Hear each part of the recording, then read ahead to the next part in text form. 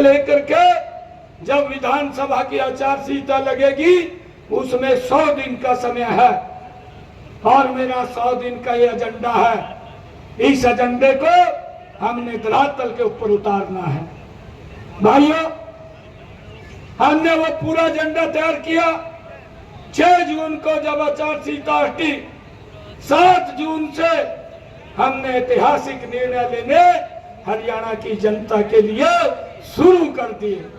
भाइयों, मुझे खुशी है कि मुझे 100 दिन का समय नहीं, मुझे मात्र 56 दिन का समय मिला।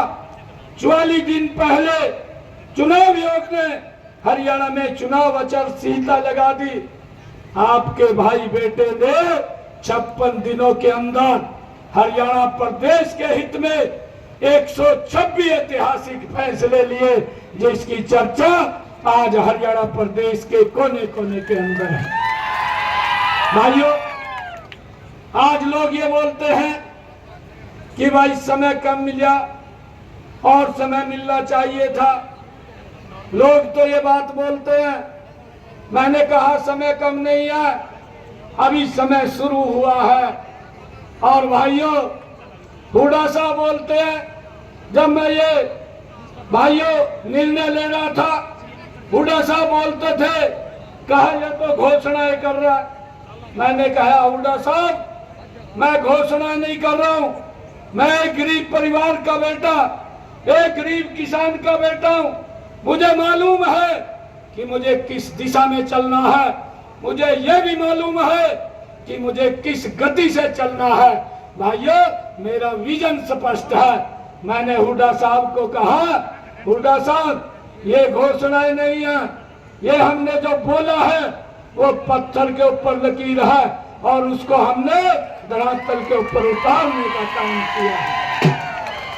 भाइयों, हमने ये भी, हुड्डा साहब जब ये बोलते थे, कांग्रेस के लोग बोलते थे कि ये घोषणा कर रहा है, मैंने कांग्रेस के लोगों को, हुड्डा साहब को कहा, आप 10 वर्ष हरियाणा प्रदेश के मुख्यमंत्री रहे, मैं आपका 10 वर्ष का कार्यकाल, मेरा 56 दिन का कार्यकाल अगर आप मिलान करेंगे तो मेरा 56 दिन का कार्यकाल आपके 10 साल के कार्यकाल के ऊपर भारी पड़ेगा।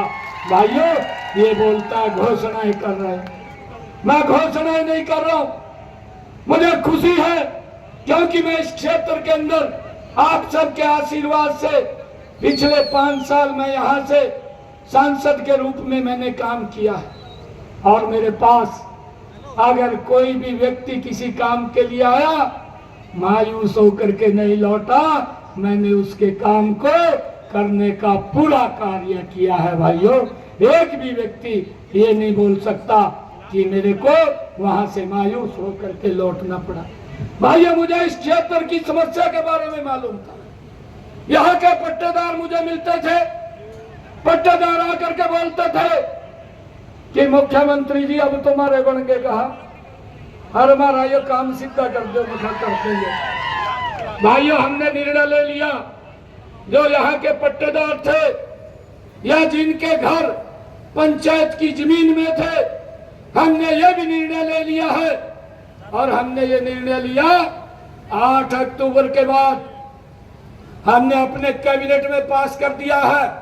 8 अक्टूबर के बाद जब हरियाणा में तीसरी बार भारतीय जनता पार्टी की सरकार बनेगी, पहले ही सेशन के अंदर हम पट्टेदारों का ये विषय विधानसभा में लेकर के जाएंगे। और भाइयों, हमने ये निर्णय किया है कि पट्टेदारों को ये जो जमीन है कलेक्टर रेट के ऊपर उनके नाम कर दी जाएगी।